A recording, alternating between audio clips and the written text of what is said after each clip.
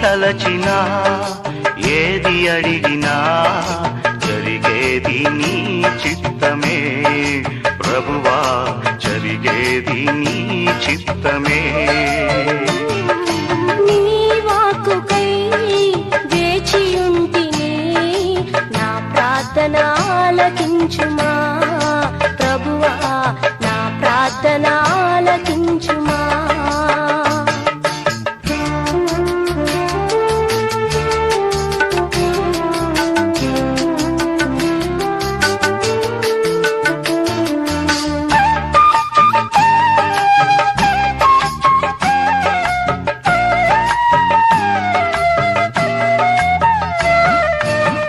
తోడు లేక నీ ప్రేమ లేక ఇలలోన ఏ ప్రాణి నిలువలేదు.